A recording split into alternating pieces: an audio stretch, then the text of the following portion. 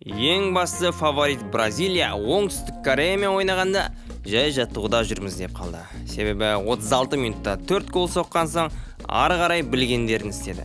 Бұл матчтағы Ким деген комбинацияда көмектеспеді. La Corea del Sud con Kim, Jung-Hwan, Na-so, Lin и Hwang. Бірден 11 киім керек еді, немесе басқа киім. Неймар барлық кореялықтарды алдап біткен соң төрешінің қасында финт жасап жүр.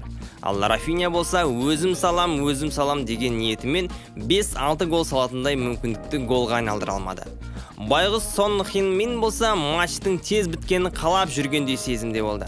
Расымен де матч осындай аянышты болды ма? Қандай қызықтар, қандай голдар, қандай сәттер болды. Осы туралы айтып беретін боламыз. Қазақша контентті қолдау ретінде Желі Яқтай арнасына тіркеле кетіңіздер. Сіздердің қолдауларыңыз мен үшін өте маңызды.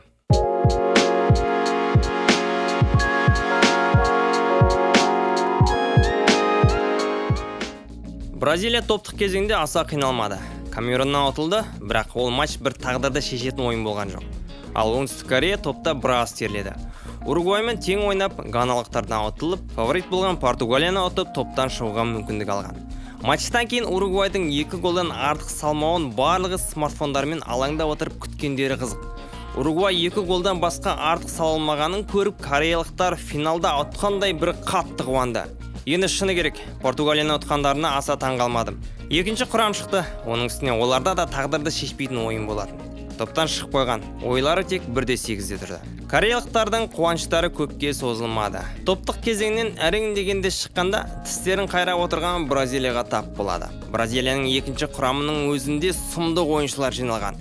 Ал құрамаға ілінбей қалғандардың өзі тағда бір құрам болып турнирге бөлек келіп, жақсы нәтиже көрсететіндей деңгейлер бар футболшылар. Кореялықтар ғана емес, бүкіл әлем бұл ойын тең болмайтынын білді. Бірақ әрине, үміт шайтан демекші, үміт әрдайым бар. Оңтүстік Корея бір ғажап жасап ұтып та кетуі мүмкін еді. Бірақ ашы шындық басқаша. Бразилияның жарық жұлдызы Неймар бірінші турда жарақат алған соң кейінгі 2 матчқа қатыса алмады. Тіпті осы турнирдегі соңғы ойынын сол бірінші турда ойнап кетті деген хабарлар да келіп тоқтамады. Аяғының іскен суреттерін көріп бәрімізде солай ойладық. Бірақ 1-8 финалдық кезеңге жазылып үлгереді деген кезде Неймардың фанаттары уф деген секілді. Жарақат алған кезде қатты қорықтым. Түні бойы жылаумен болдым. Бірақ қазір бәрі жақсы. Біз чемпион болу үшін бағыт алдық деп жігерленіп сөзін айтты ол. Бразилияның футболшылары 36 минут ішінде соққан 4 голынан бөлек қаншама мүмкіндіктерге ие болды. Ал сол 4 голдан соң тіпті шоу үшін ойнай бастады. Біреудің ынтамен ойнап жатқанын байқамадым. Аржақтан кореялықтар терлеп, қиналып, ашуланып жүрсе, бразилиялықтар өздерін жаттығуда жүргендей сезінді. Матчтың 7-ші минутында Рафиня оң қапталдан сол қапталдағы Винисиус Жуниорға жерлетіп пас берді. Ал Винисиус болса қақпашының арғы бұрышына түйіп голға ие болды. Голдан кейін әдеттегідей бір бисіз бола ма? Екінші голда 13-ші минутта пенальтиден Неймар салады. Пенальти қалай болды? Кореялық қорғаушы Ришарлисонды көрмей аяғынан теуіп қалады. Негізі әдейі істеген жоқ. Бірақ көрмей қалып әдейі жасамаса да ереже бұзылған соң пенальти берілді. Осы голының арқасында ол Пеле мен Роналдодан кейін Бразилия сапындағы 3 түрлі әлем чемпионатында гол салған футболшы болып тіркелді. Және Пеленің құрамадағы рекордына жақын қалды. Пеледе қазір 77 гол, ал Неймарда 76 гол. Үшінші гол өте әдемі соғылды. Роналдиньо болып кеткен Ришарлисон 1-2 доппен өнерін көрсетіп, Маркиньоске пас шығарады. Ал Маркиньос Тиаго Сильваға береді. Алға қарай сытылып бара жатқан Ришарлисонға капитаннан пас келіп, артынша ол пасы голға айналады. Не деген комбинация. Көзге жағымды да әсерлі. Тамаша. Корея қорғаушылары не болған түсінбей қалды. Себебі барлығы өте жылдам болды. Артынша құр өздері билеп шаршадау, 61 жасар Бразилия бапкері Титеде биімен қосылды. 36 минутта Винисиус оң қапталдан ортаға қарай ығысып, сәл ары тұрған Пакетаға парашют етіп пас бергенін Пакета тоқтатпай теуіп голға айналдырады. Кореялық қорғаушылар әдеттегідей ештеңе түсінбей қалды. Пакетаның қуанып бұрыштама жаққа барғанына әріптестері үлгермеді. Ал Пакетаға әріптестерінің бар жоғы қызық емес, өзі билей береді. Негізі осы билер туралы Манчестер Юнайтедтің аңыз ойыншы Рой Киннің жақында айтқан сөзі бар. Маған Бразилияның ойыны ұнайды. Әлем чемпионаты деген кезде бірінші ойға түсетін осы Бразилия құрамасы. Олардың ойындары ұнағандары мен билері ұнамайды. Әсіресе олардың бапкерлері де қосылып билесе, бұл құрметсіздік. Матч бітпей жатып бапкердің билегенін мүлде түсінбеймін. Жақын жерде қарсыластың да бапкері тұр ғой. Ол сонда басқа бапкердің матч бітпей жатып билегенін көру керек пе? Билегілері келсе, матчтан кейін киінетін бөлмеде немесе клубта билеңдер. Егер барлық команда әр голдан кейін билейтін болса, матч 3 күнге созылып кетеді ғой, деп наразылығын білдірді. Қызық, негізі Рой Киннің сөзінде ащы болса да шындық бар. Бір жағынан Бразилияның билеу бұл мәдениеті. Біреулер жанкүйерлермен барып қуанады, біреулер бұрыштамадағы жалаушылармен бокстасады, біреу тағысын тағы дегендей. Бір 5 минут алатындайды билеп жатқан жоқ қой. Ал жанкүйерлерге билегендерін көру қызық. Винисиус та бейжелі әртүрлі сындырғада өз ойын айтты. Гол бұл футболдағы ең маңызды сәт. Оған тек біз ғана емес, бүкіл ел қуанады. Ары қарайда билей беретін шығармыз. Осы ырғақпен финалға да барамыз, дейді ол. 68-ші минутта гол болған жоқ. Бірақ оңтүстік Корея азаматтары өте жақсы мүмкіндікке ие болды. Тіпті өте жақсы.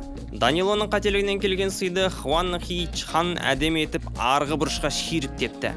Алистің өзінің орнында қайтарды. Бірақ қайтарған соң добы жерде жатқан Чо Ге Сонның арқасына барып тиіп бері қарай ұшады.